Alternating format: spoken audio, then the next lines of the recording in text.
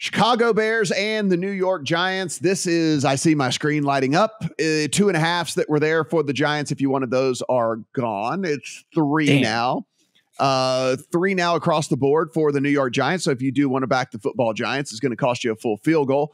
A total of 39.5 in this one. Adam, it is your New York football Giants. And listen, you and I were kind of texting back and forth in this, and I still believe this. I went and watched the all 22 of this game. Like I rewatched this stuff. Daniel Jones, for what it's worth, people can make the argument to me if you want to all day long about whether you think he's the long-term answer, whether you think he is a starting quarterback in this league, all the different things like that.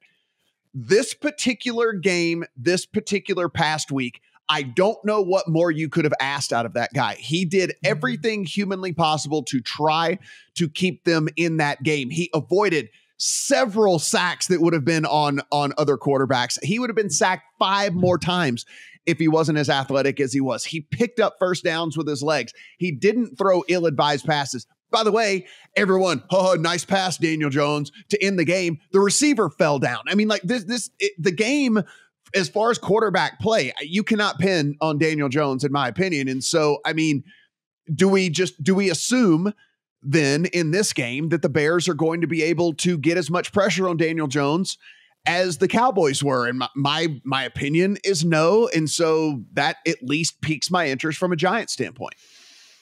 I can understand why. And to me, I think it's a matter of looking at Daniel Jones versus looking at, are the circumstances around Daniel Jones going to change a whole lot? And I don't think that they are, and that'll keep me off this game entirely because of this. As a Giants fan, I'm going to tell you something. For the first time in about 5 years, I actually cleared out my schedule to watch a Giants game start to finish and root for them to win as opposed for them to lose for draft picks. And what was your reward? My reward? I'll tell you what, Stephen. My reward was actually that I saw a plan in place. I saw an idea in place. I saw that Brian Daboll, I think, is going to get this team going the right direction. He simply does not have the talent to get it done right now. It's just not there. And even in the spots where it should be there, they spent a top 10 draft pick on Evan Neal. Now, look, I'm not going to go right off Evan Neal at right tackle, because if you wrote off Andrew Thomas after year 1, then you would be pretty disappointed in what the ultimate evaluation is, which is that Andrew Thomas is pretty damn good.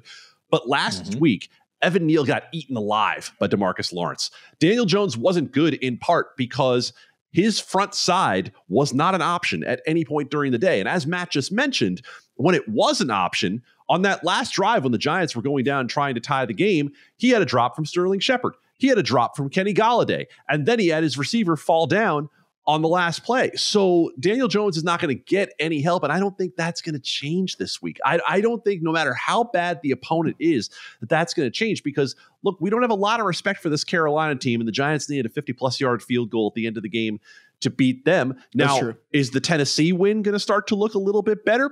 Maybe, but we've also seen that Tennessee in the second half has some sort of issues right now, and I think they point back again to the offensive coordinator, Todd Downing. So I'm not going to play it. I do, as a Giants fan, believe that by the second half of the year, Matt, when you talk about the alt wins that you have on the Giants and the fact that they already have 2 in the bank, I do think you could be talking about a team that is live to finish with 7 or 8 wins this year, but I think it's going to take some time to come together, and I don't even know against a bad opponent. And Justin Fields is horrendous right now with the Bears, if that's going to be enough. Stephen, the thing for me, and the reason I haven't pulled the trigger yet on this one, and I probably won't, Leonard Williams didn't practice again on Thursday. He, not being on that defensive line, we kind of saw that really come into play against the Cowboys this past week. And with Chicago, we know what they're going to do. They might run the ball 50 times in this game. Like, literally might run the ball 50 times in this game. I mean, this past week, Russell Gage had 12 catches for the Bucks. Tom Brady threw the ball, and and Russell Gage caught it 12 different times for the Bucks. All of the wide receivers for the Bears combined have 11 catches on the season. Russell Gage had more in one game than all of the Bears receivers have all season long. And so We know what they want to do. They want to hide Justin Fields. They just want to run over and over and over and over and over again. It doesn't help Sterling Shepard's out for the Giants as well. So somebody is finally going to have to step up for them at the receiving position. So there's just a few too many question marks for me in this one. That said, heavy lean towards the Giants, but just enough to keep me off of it. If this gets back to 2.5, I'm betting on the Giants because the Bears, along with the Seahawks, when they're playing an uninjured opponent, are the two teams that I want to bet against as much as humanly possible for the rest of this season. And you talked about the ongoing evaluation with Daniel Jones, and like, let's see what he looks like when Kadarius Toney and Wan'Dale Robinson get out there. They don't have any receivers left, but I have a sneaking suspicion that the new Bears regime has already made up their mind on Justin Fields, because the Bears have a 35% pass rate through 3 games. That would have been 15% lower than the most run-heavy team in the league last year. He's thrown less than 18 passes in every game, and only one quarterback is worse in EPA, CPOE blend, success rate, and completion percentage over expectation, and that's Baker Mayfield. He has only been better than Baker Mayfield despite the low volume and running the ball like crazy and probably having single coverage on the back end because of how run heavy they've been. So I think they've made up their mind. I'm not sure this regime is all that interested in winning this year with all the dead cap money they have and trying to get right for next year.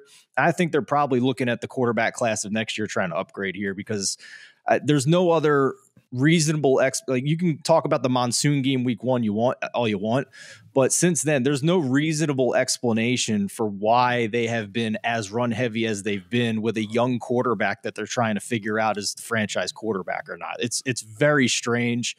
And if we get 2.5, I'm going to be bullish on Brian Daboll here to figure this out and win by a field goal. Yeah, one stat to add. One stat to add to what Steven said. You talked about how bad Matt Ryan was with his turnover-worthy plays, right?